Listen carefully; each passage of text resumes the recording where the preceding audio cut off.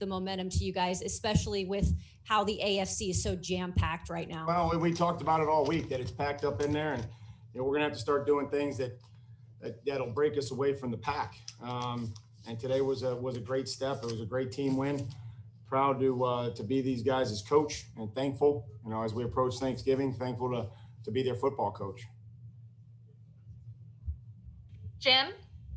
Mike, speaking of breaking away from the pack, what was your view of the Henry run, and what was your feeling like on the sideline as he broke from the pack and scored?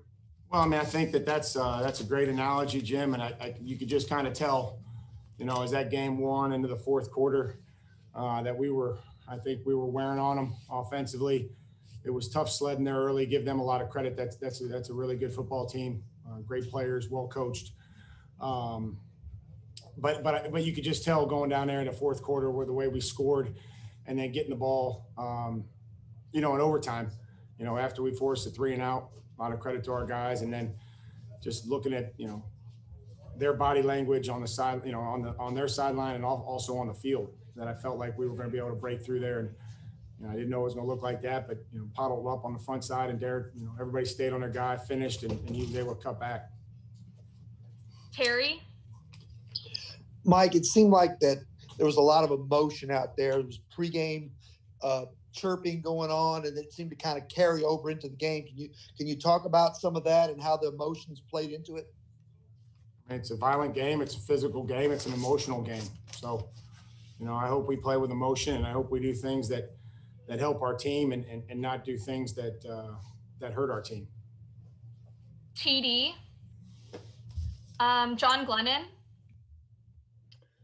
Yeah, Mike, you touched on it briefly there, but certainly had some big stops from your defense. Of course, the one in overtime, and then 3 out of 4 red zone stops too. How important were those in staying close and being able to come back there? Huge. I think huge, and we just kept chipping away at it. Got off to a great start, and give them a lot of credit. They, that's a tough offense to game plan for, to prepare for.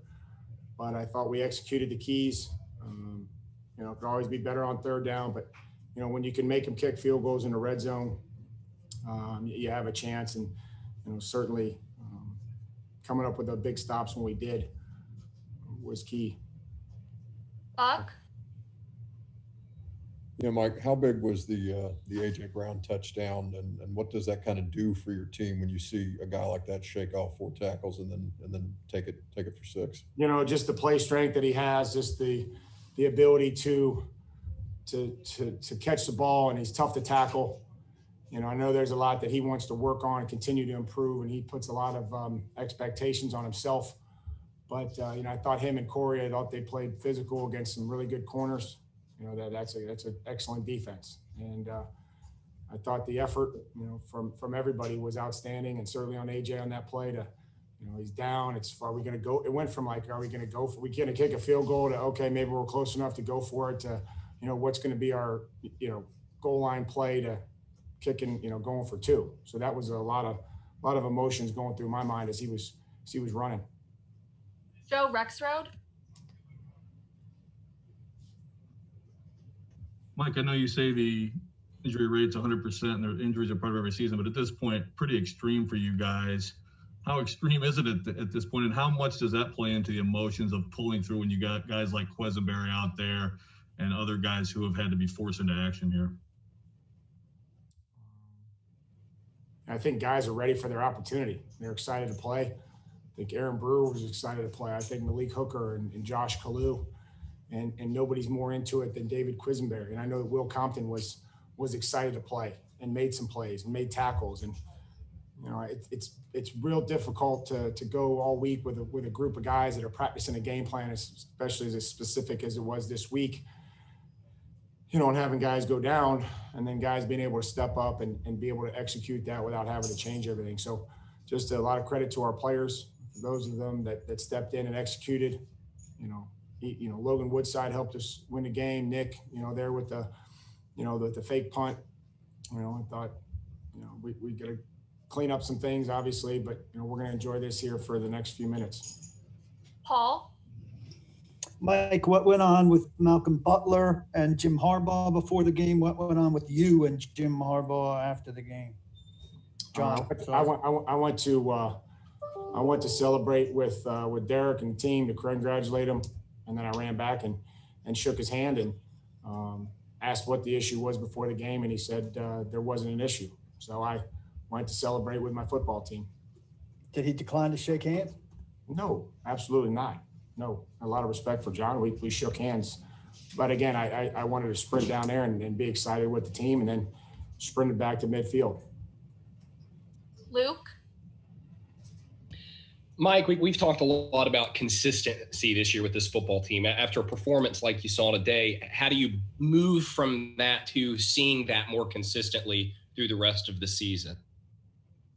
Practice, continue to study, focus. We'll just have to get ready for another opponent that we just didn't play very well against just a few days ago. So, that's the key each and every week, Luke, is being able to win or lose, try and find ways to improve and move on to the next opponent. And that's going to be a critical division game here on the road again after Thanksgiving and all those other things that could somehow be a distraction. Eric? Hey, Mike. Tannehill took a number of big hits, was on the ground a bunch.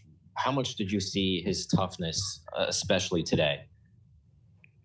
Can't say enough about it. It wasn't perfect. And there were some throws he'd like to have back, some blocks that the lineman would like to have back. And, we want to keep him clean.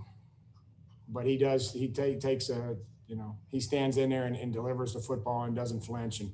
And I love that he's our quarterback and that he's, I get to go to work with him every day. Steve Lehman? Hey, Mike, you guys talk so much about complementary football, and you've highlighted a number of plays here on both sides of the ball, special teams as well. But is there any more example of complementary football than in overtime when your defense gets a 3 and out and then your offense and goes and get a touchdown in that specific situation?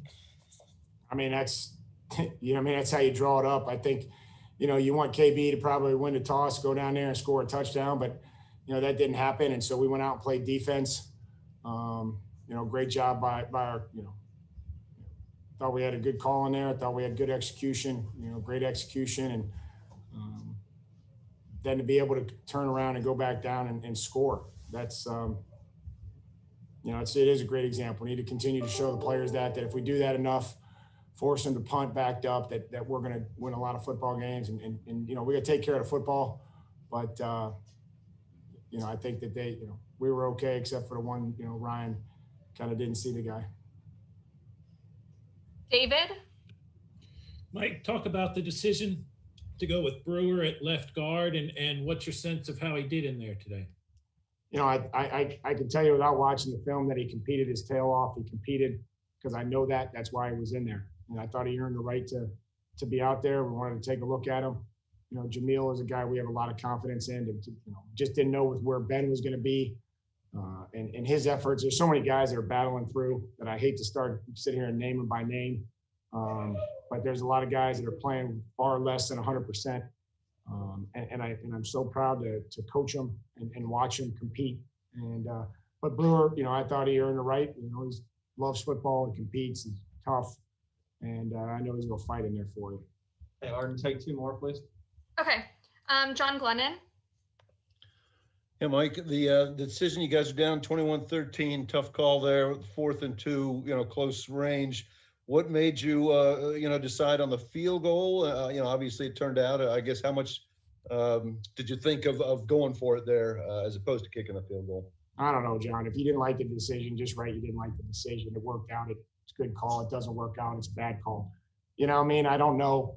It felt like just, to be honest, I hate to say that, John, with it being 8 and knowing that we could maybe just be able to get it off schedule with not having to have the score and the 2-point conversion. The 4th and 2 probably played a little something into it, but just felt like the way that our defense had been playing and the fact that, we could, get it down there to where we could score, have the lead and kind of play out like it did. was really the reason, and and I know that all those decisions always come down to execution. The decision to fake the punt was only a good decision because, Logan and the punt team and Nick, made it a good decision. And that's how this thing goes. Last one, Paul. Mike, do you feel like this game in some ways reestablished kind of your grit, the team's ability to withstand the bad stuff, take the hard path to get it done?